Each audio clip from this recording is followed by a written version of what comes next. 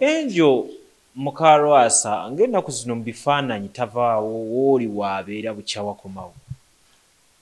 Yeah, Angel has been my friend for a long time. Era tubadde neweesibiriddewo tubadde twogera, we keep in communication. So ate mukyala mulungi, alabika bulungi era mbeera naye mu bifo ng'era bw'ogambye ng'abantu abalala bonna. Abantu bonna b'obadde nabo era Enjo wabadde okudda yali nnyo ku gaadi. Angel is a mukyala mulungi kati is under mukyala wavunaanyizibwa asobola okukola emirimu ate nga nakomyewo tutambuze music kuba nina album namba eya music gye nafulumizza. Ate nga wakomeddewo si mufumbo kati. Ebyo sibimanyi, ebyo bya family ye, nze ndi so much about entertainment ne music waffe, so tukwataganira wamu ne Angel okulaba nga tupushinga Video Brown as a brand. Angel abadde mukwano gwange, sijja kugamba nti oba kinaye. No dating, no wives.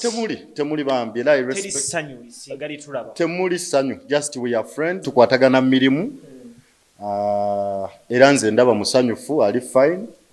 Sikiraba mu buzibu bonna. Nsinga nnyo concentrating ku kino ekya music. Yes. Sanzo otya. Ani. Enjo twagala tumugyewo kino ky'abana Uganda bamanyi. Enjo mukyala mulungi. It's not easy to be brown. Era talina buzibu ate n'emirimu agikola bulungi sebo. Yes sir. So oyagala kulagana nabeero oli mweru oyagala beero.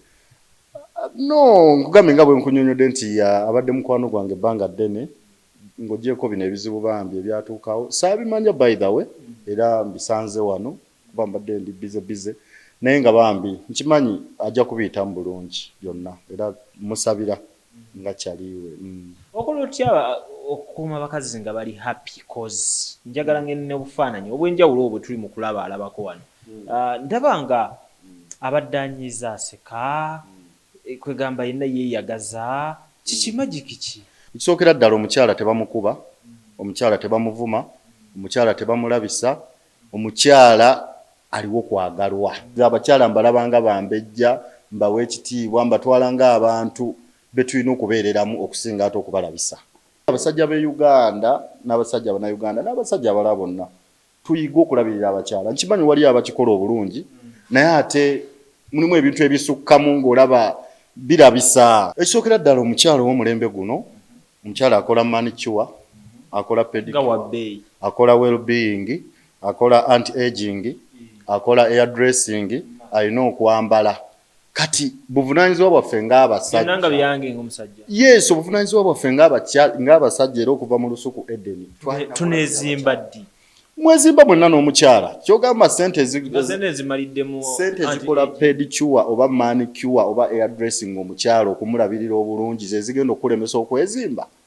Nali mukanuya nga byantama kati ono mwagala body to body yeah nasiringa yeah bwe bulamu bwange baby abalala nabagoba ng'ekintu kibulamu you know. Yeah, man. Do you know Angel? Monsonyiwe. Insaga. Programu ene kutuswako aba CP Coffee Academy abasangibwa mu UAE, Dubai ne Abu Dhabi nga bano bakugu mu coffee. Basomesa barista training, roasting ne brewing ku mutendera gwa certificate ate bakuyambako okufuna omulimu ng'omaze okusoma. E Dubai basangibwa ku Al Ansal Building opposite Safiu Tower. Mu Abu Dhabi basangibwa ku Electra Street Cop Building next to ADCB Bank. Abeetaze osobola bakubira ku namba z'essimu eziri wansawo kosa ne website yaabwe. Kisitu Electronics batunda solar panels sizes zonna ku bbeeyi yonna, amasimu agatayitamu mazzi, flat screens eziriko ne kalonda w'amasannyalaze yina ow'enjawulo. Ojjafuna ekirabo gwe anaabeeyuna ku Hanifa Towers ne ku namba y'essimu nga woogiraba obakubireko oba baweereze WhatsApp. Ziwa and Sons suppliers w'ebikozesebwa mu kisenge ng'ofuula ekisenge kye ekyenjawulo kirabike bulungi. Gula amasooka amalungi, bed cover, duvet, mosquito nets, towel ne kalonda yenna agwa mu kkubo eryo basangibwa ku Mukwano Arcade n'ennamba y'essimu weeri wansi awo. Ayagala okusala weight omugejjo okufuna 6 packs okukuuma omubiri gwo nga guli fit n'okuguzimba, noonya omwami Roy Mubiru ku YouTube olabe videos ez'enjawulo ng'asomesa era ng'abuulira abantu engeri gye mulina okuba nga mukuumamu emibiri gyammwe n'emmere gye mulina okubeera nga mulya. Subscribinga ate era munoonye ne ku nnamba y'essimu awo ayongere okubeera ng'akubuulira ky'olina okuba ng'okola. Arapex Tire Adhesive and Grout eri ayagala okusiba tayo ze zinywere mu ddiiro, ku lubalaza, mu kisenge oba mu kinaabiro, oli wa ddwaliro, oli wa arcade oba ekifo kyonna ky'oyagalamu obugumu obw'enjawulo olw'ekirungo ekiteekebwamu. Amwetaaze genda mu hardware ekuliraanye Siding Tile Center ku Salama Road, kossa n'ennamba z'essimu nga wooziraba wansi awo ku screen yo. Bakubireko tojja kwejjusa. Mariam Massa mukyala muyimbi, mukyala muzadde, afaayo nnyo eri abaana, alina music mulungi ate abuulirira. Genda ku YouTube channel Mariam Massa obeere ng'ate ofuna obuyimba bwe obw'enjawulo n'obubaka obubulimu. Nze Lujja tuli ne Video Brown Mujaasi. Njagala abantu tukyuse mentality, tutegeere naddala ffe abasajja Abannayuganda nti ekisookera ddala omukyala tebamukuba, omukyala tebamuvuma, omukyala tebamulabisa, omukyala aliwo kwagalwa. Ye tasobya. Omukyala tasobya. Ani akuzaala? Maama. Oto gw'ozaalamu? Mukyala. Ani abazaalamu? Mumbeera eyo bamaama be bamaama b'eggwanga lino. Omukyala ne waba asobezza tulina kubakwata bulungi kuba bambejja. Tumiza abakyala mbalabanga bambejja, mbawe ekitiibwa, mbatwala ng'abantu be tulina okubeereramu okusinga ate okubalabisa. Njagala ongereze ku mbeera ffe abasajja b'e Uganda kuba kati gw'otambuddeko oli waffe naye ate kati nkubala okuba mu Nnabulaaya. Tutulitinga tutya abakyala according ku mmwe engeri gye mwali kwatema gye mwali kutebwa abakyala? Ekisookera ddala omukyala w'omulembe guno, omukyala akola manicure, akola pedicure, akola well-being, akola anti-aging, akola hairdressing, alina okwambala. Kati buvunaanyizibwa bwaffe ng'abasajja. Nanga byange ng'omusajja. Yes, obuvunaanyizibwa bwaffe ng'abasajja era okuva mu lusuku Edeni. Tuneezimba ddi? Mwezimba mwenna n'omukyala. Kyogamba ssente zimaliddemu. Ssente zikola pedicure oba manicure oba hairdressing omukyala okumulabirira obulungi ze zigenda okulemesa okwezimba. Omukyala ayiwokola, omukyala kimuli. So mu mbeera y'abasajja b'e Uganda n'abasajja Abannayuganda n'abasajja abalala bonna tuyiga okulabirira abakyala. Nkimanyi wali abakikola obulungi naye ate mulimu ebintu ebisukkamu ng'olaba birabisa nga kwegamba omuntu yalibadde takikola naye olw'okuba nti ate n'abakyala naffe bamaama baffe tuyige, si buli musajja nti olina okumwagala. Togenda yeeyo.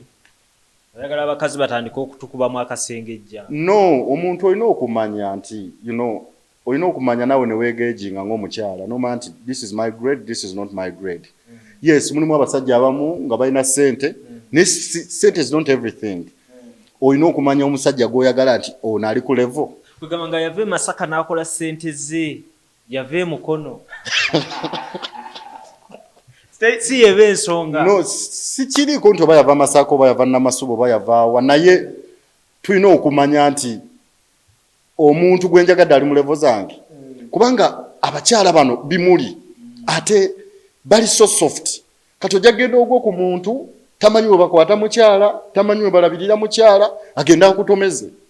Ninga ate obuzibu si bubwo, ng'obuzibu bwe. So tulina okumanya ffenna nga naffe tubalansinga nga naffe abasajja bwe tuyiga okukwata abakyala obulungi n'okubalabirira, n'abakyala tulina okumanya nti ono omuntu nsobola okumwagala, ono sobola kumwagala. In that way twewe respect, buli kintu kijja kutambula bulungi. Overview yo gatuva ku ekyo. Abasajja b'e Kampala olowooza care yaabwe eri abakyala, treatment eri ku percentage? Abasajja b'e Kampala oba abasajja b'e Uganda? Ab'e Uganda generally. Bagezezzaako, nange nga mwendi tugezezzaako, naye mulimu obulumira. Waliwo woolaba nga kwegamba nga bwe nakugambye mu kutandika, abasajja b'e Kampala bevudde omuzaate ogulabisa abakyala. Omukyala ne waba alina kyakkoze, bambi jjukira ebirungi bye muyiseemu naye. Jjukira obulamu bwe mubaddemu, obula oluusi nga muli mwekka, nga muli mu kyama. Ate abakyala tebatulabisa, ate abasajja be batulabisa. Biswaza, we are men. tukule twewe ekitiibwa ng'abasajja tuddemu tutwale obuvunaanyizibwa bwaffe nti yes mu relationships mubaamu ebintu ebitakwataganye bulungi naye ate otandika okulabisa omukyala ate nozza nembino it is really disrespectful ate nga eggwanga bwe liba nga abakyala tetubadde kitiibwa tuba tetulina gye tugenda kulaga as a nation. Ettake nga Rema bamuyita enkima ku show enesembye lwaki temwamutaasa omukyala nadda ku social media n'akaaba bamuyita enkima actually Rema yajja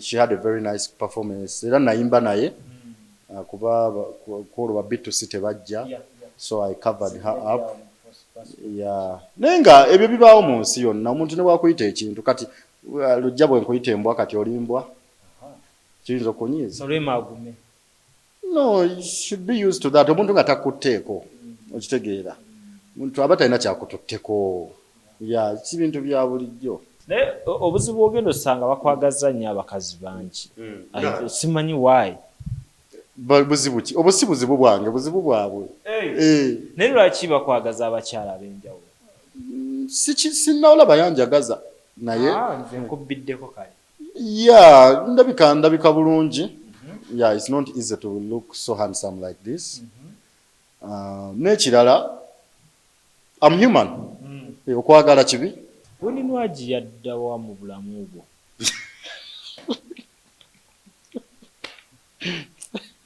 era ntegedde nti ojja seka fire baby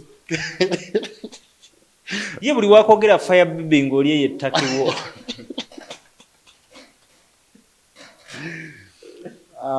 weninwagi nkutumidde mukwano gwange nkutumiddeko webale kuba muziki womutumira abantu nawe baba balese nnyo abantu baagala owulira ebya fire baby osajja buno bukyumya kati nkugamba ekisebo tugende mu history bambi yebale kuyimba kyenyinza omugamba nti mukyala mukozi nga we wanyinyonnyodde ebya enjo ne Winnie lwaginyinyonnyola kyali kitya Winnie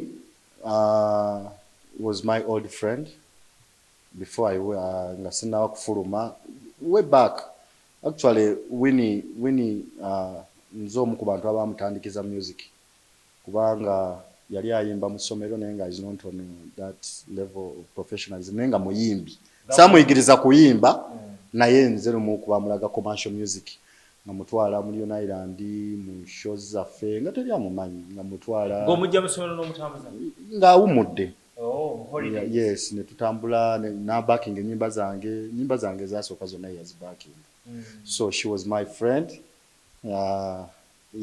ng'olwo wamala obbacking ennyimba zo ng'omwana omuto ali nayivu nga gwomanyi Lyon Island ndabye ng'obijjukidde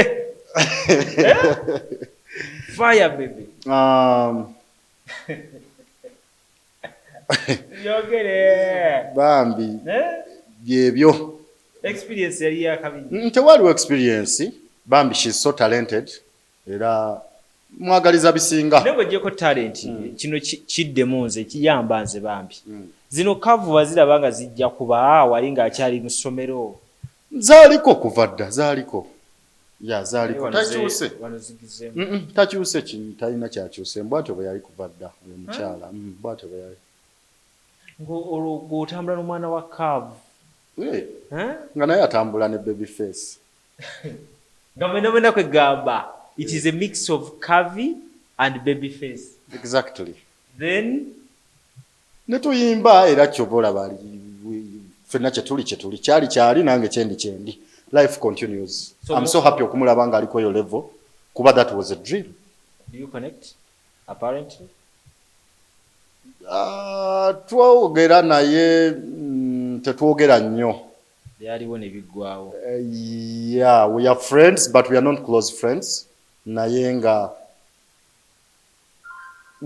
history wali era twogera era bwe tusinkana tunyumya ne tuseka biki ne tugamba oli biki ojjukira bwoti but tewali kigenda maaso kirala. Yeah. Otunuza kisa.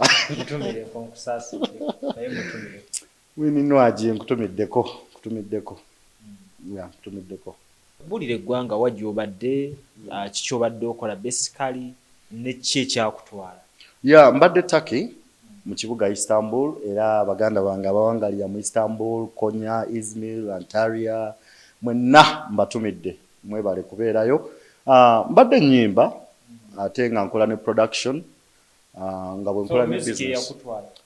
Music si eyantwala personally, naye nga nayagala kukyusa mu mbeera because sometimes buli weesibe nnyo mu kitundu ekimu ate kugamba oyinza okumaliza nga tofunye kyoyagala, so nayagala nkyuseemu ndabe ko tuyinza atya okukikola ate netuteeka ku level endala. Kyekyantwala music mbadde mukola era nga muteekayo ku different social media platforms nga ku Spotify, Audiomack, Boomback, buli wamu music waali, naye simanyi lwaki Uganda tatuuka, oba problem eri ku media oba eri kuki, naye nga ate eri abantu bamuwuliriza nnyo ate bamwagala nnyo. Era awards ezo ze bampa zaali zi recognizing. Waliwo award gye nafuna ya it's called Eagles Inc. Yali ya international, recognizing international musicians in relations to business. Yonayo nagiwangula. Waliwo award endala yampeebwa ba Think Tank 720. It is an organization based in UK. Era nabo bampa award nga ba recognizing services zange in the community, musically and business wise, zonna ziri international. So mbadde ntambuza emirimu mingi. That is it, my brother. So performance wise kiba kitya ng'oli etake? Tukuba show Abannayuganda batuwagira n'abatake, Take erimu amawanga amangi ag'enjawulo, like different people, naye bonna bajja ne batuwagira. Era bulaba concert yange gye nakubye ya Africa Green Light yabaddemu amawanga ndowooza agasoba mu 10, naye nga bonna badde bazze. So oli ku level kuba concert nga gwe main artist oba just ng'otegese artists ab'enjawulo? Tekwabaddeko artist yenna, nze nabaddeko n'okuba show. Nenkuba show. Concert yabadde mu club bagiyita Afro Istanbul Club, the biggest club in Istanbul. Then endala we nabadde awo nenkolawo ne extra yabadde mu kitundu bakiyita Essanyu mu club bagiyita Kubana. Kubana, era nayo yabadde sold out. Turn up yabadde etya? It was sold out. Zakoze. You can go on my Instagram, nkozesa Video Brown. Shows zonna zitaddeyo. Osobola okugendayo n'olaba engeri gye zaabadde zitambulamu. So abantu baatulaze laavu, abantu banjagadde nnyo bambi era mbeebaza. Thanks my fans abanzikiririzaamu. I thank God for the favor. Man. So apparently Uganda wano ogenda kuba okikola otya cause wekibanga ettaka awards ozifunye, shows ozikola ne selling out, then Uganda. We are not competing and we are not comparing. I am me and everybody is himself or herself. So music tugenda muwawa abantu era kye tusaba batuwagire.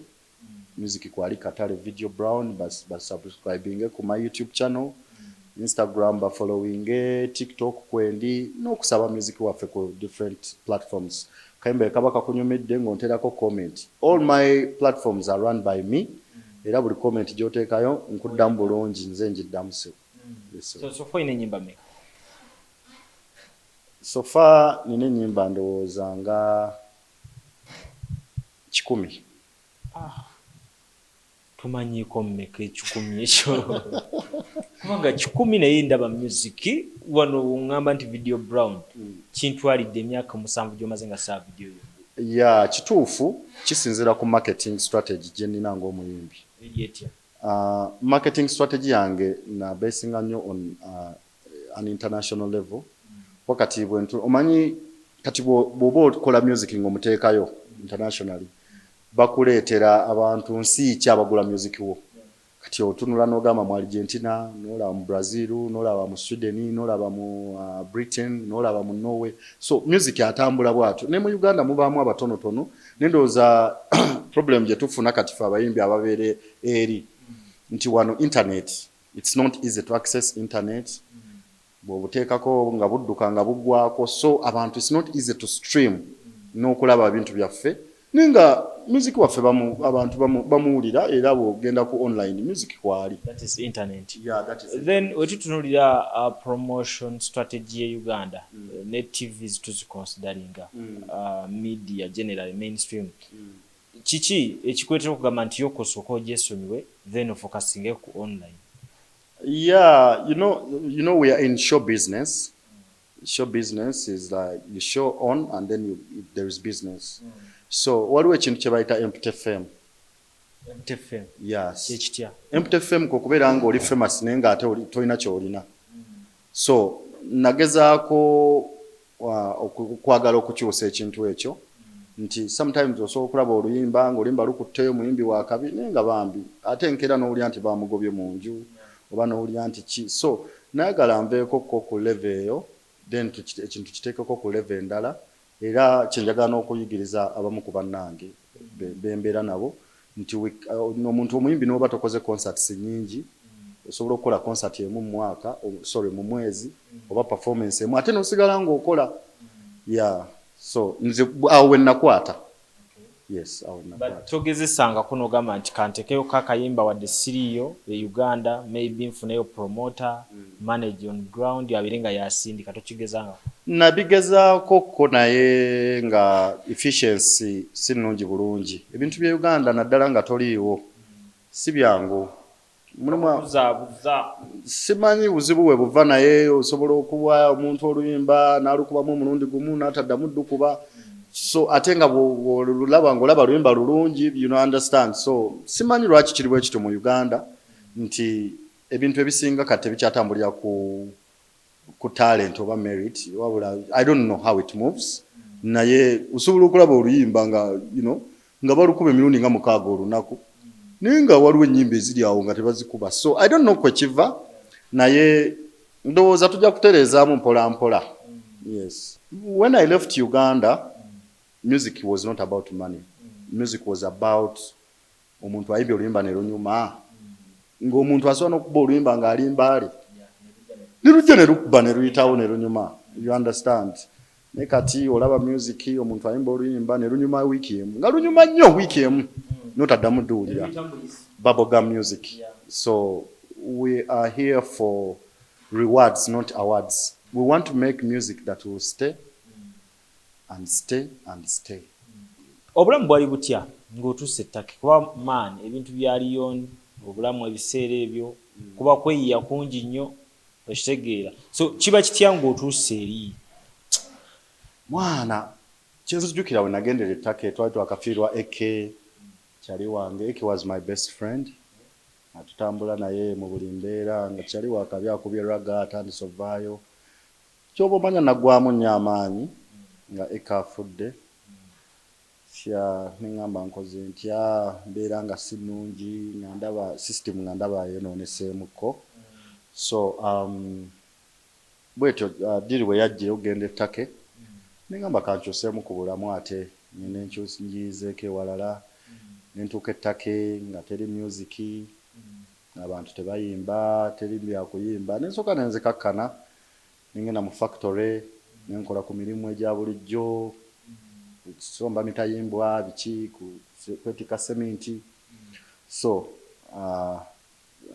nentuuka ekiseera nga nfunyemu kasente nengula ebyuma bya studio tukolawo studio nendicoding oluyimba lwange olwasooka nga ntuuseeyo. So nengezaako okukuŋŋaanya bakyali bange abayimbi abaali baliwo abatinitini netutandika okukola music bwatyo. Music industry y'ettake ng'oggyeko egamba ey'abatake bennyini. Music industry y'ettake etandikira ku nze. Nesaasaanira Abannayuganda. Yes, music y'ettake on an African basis. Ogamba nti ba Nigeria, ba Cameroon, ba Ghana, it starts with me. Before kugenda ettake I was in Leon Island. Yeah, Dr. Jose Chameleon. But before Dr. Jose Chameleon, I was in Big Boys Studios. Yali awo Namasuba mu Aurelia. Era we twayimbiranga ne bakyali bange bonna ba Mary Bata, basewa, you know, ba Josted abo nga bajja baani. So bwetyo bwe twalinga ne tuvaawo Chameleon ne tumusanga nansanga nankwatako ne tugenda mu Lyon Island ne signinga yawo contract nayo negwako ne tubeerako ne ba eke kino life ba papa Siddi life bwetyo bwe badde muganda wange ba King Saha twawangalanga mpola mpola bwetyo nga tuyimba buli omu ensi ne mutwala gye mututte nange ate ne ngenda ekintu kya Lyon tekiviikako osalawo otya n'ogamba nti wallahi kiri wano kitambula vibe ebeerawo nga tulumbye ku ground naye kansooka enkizi wabbali ngende ndabe ate kubyala mama wange bwe yali ankuza alina ekigambo kye yaŋŋamba nti you are not better than anybody but nobody is better than you. So ate ne mu nsi ne waba mwana ng'akuza atuuka n'ava ewaabwe n'agenda n'akola amaka agage omuntu yenna n'abaganda bagamba nti ekita ekitava ku ssengejjero kifuuka ki wankindo. So omuntu waliwo time gyetuuka n'obeera ng'olina okwekolera nga gwe omuntu waba kutteko ku mukono tegeeza nti agenda kukwatako buli lunaku paka. You have to create a space for others. Kati imagine singa mbadde nkyaliwo bakyali bange Bexes Kayemba ate bo baali baddewo baba Governor S baalizze.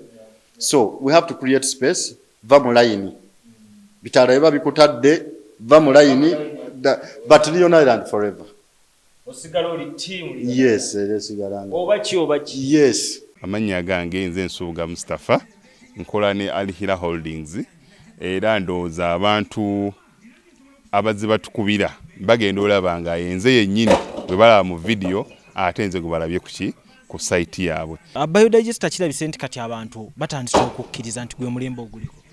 Kituufu. Kuba okusookera ddala omunnayuganda yali amanyi nti yaabo bokka abayina enzigi enfunda kwa tuze twogerako nga ddala olabira ddala ennyumba eri wano naye nga tetulina kabuyonjo we tugiteeka. Ku mulundi guno apartments zino zirabika nga zirina space nnene nnyo naye era nabo basazeewo okukozesa nkola eno. Basazeewo okukozesa nkola eno lwa nsonga olw'ebirungi n'emisomo gye tuzze tukola ki tusomesa abantu. Tutundire ekinnya mulundi guno engeri gye mukikozeemu. Leero ndaba mwawudde mu bibiri so ate bulijjo tubaye tulaba nga ye batadde tanka eno wabbali kwe muteeka amayinja. Okay, biodigester neri entono kuba kati ndaba mwasemba otulambulako nga tukola entono ey'abantu 40 eno y'abantu 100 gye tuzza okukola olwaleero. So ekigikozesa nti nno oluusi twawudde lwa nsonga bantu 100 kitegeeza amazzi mangi. Oluusi ky'ovalaba nti omuntu oli ankubira ne mugamba ogenda giteeka ku nyumba y'amaka, apartments, muzikiti, ekereziya. So oli wambuulira ki kwagenda ogiteeka nsobola determininga ne ngamba otuteekewo y'abantu 10 otuteekewo y'abantu 5 oba tuteekewo y'abantu 4. Soko otulambuliye ku migaso nannyini nyumba zino gyagenda ofuna mu biodigester eno gye mumukoledde. Kakati nannyini nyumba eno yeesiimye nnyo lwa nsonga nti eno biodigester era emigaso gyayo egigirimu gyagenda ofuna. Ekisooka tagenda keera olunaku agambe nti bannange septic yajjudde nti nno ajja aleeta ekimotoka ate kimuggyako ssente ng'olwedde yagizimba. So biodigester tegenda keera ku makya nti ejjudde. So nawe nkityo ogwo mugaso gwe gusinga kubanga eri gundi yaffe twagikolanga naye ate era still ng'ejja n'ekulya lwa nsonga nti ebeera etuuka n'ejjula so etuuka ng'esigala ekulya wadde nga ate wagiteekamu ssenteyo nnyingi. Ekyokulala nti beauty ye egenda vaayo eya compound nti nno pavers zigenda kuva eri engulu yonna gye mulengera paka eno amazzi era gagenda draininga gano ag'enkuba nga gagenda mu kaala akali ebbali awo nti nno beauty y'olujja egenda vaayo bulungi nnyo. Newe manjagala simbawo muddo kisoboka. N'oba oyagala simbawo muddo ogwo kubanga kati singa owa kamera waffe akulaga nti nno system ogira nti eri wansi fuuti 2 kweno level kwe tuyimiridde wansi fuuti nga 2. So omuddo kakube guyina emirandira gitya guba gujja mmera. Yes, bannange tetukolera bagagga bokka ate era tetusijja bayita baavu omuntu wa wansi omufuna mpola ffenna gye tuggwa nange ndi mufuna mpola. So sikolera bantu sina kika kye ngamba mbu nno nkolera baneeno wabula buli omu nga bwozze bwe tukola ki bwe tukwata. kati Alihira Holdings Uganda Limited tusangibwa Kamoocha Prince Charles Drive plot 45 Kamoocha we wali offices zaffe. Tuyine namba z'amasimu esooka ya Airtel 07017 66992 neya MTN 0789 224230. Abasinga batumanyira mu biodigester kuba bwe tuvudde nnyo mu kamera naye nga baklanti baffe abapya n'abakadde bagenze bakitegeera nti no ne general construction yenna mwetuli.